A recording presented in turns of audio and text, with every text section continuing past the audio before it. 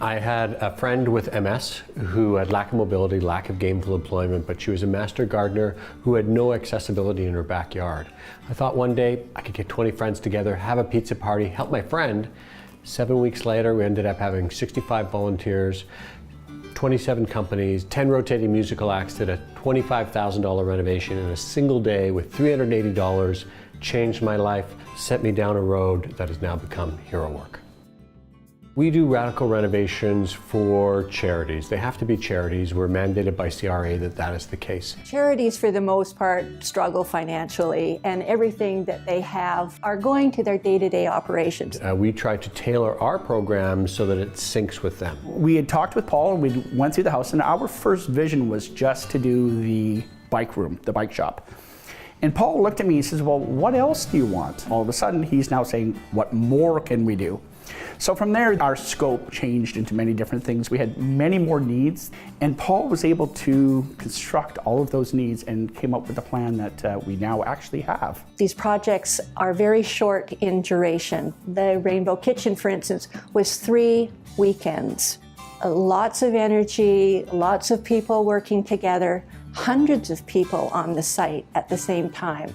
We're a charity that rebuilds other charities, and we try to do it in a way that costs them as little time as possible, costs them as little money as possible. The obvious value for a recipient charity is that we multiply their funds many times over. Through the art of modern day barn raising, where we do mobilize that entire community, we save them, in many cases, hundreds of thousands of dollars on a renovation and do more than they actually expect. The change has been obviously to the infrastructure, but I think the change is in providing a vehicle for individuals to come together. It's about more than a renovation. It's about lifting up their staff and their clientele, or the people that they serve. So after a building is done, the volunteers have a better experience because the building is better, the workflow is better, it's safer. That's what we strive for. We strive for home, we strive for love and compassion. And this renovation has exceeded my expectations on that. It just transformed the place physically,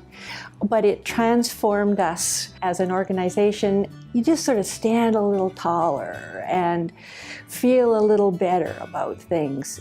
And they take care of it because it is theirs. It's amazing.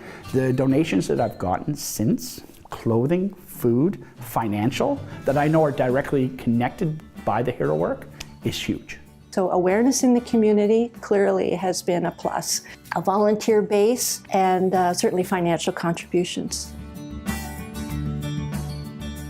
I see the future of HeroWork continuing to do the types of these radical renovations, renewing our charity infrastructure, not only in our city here in our community, but eventually having this idea blossom and go outside of our community. The challenge with nonprofit or charity infrastructure being diminished is across the board in every town and city all over our country.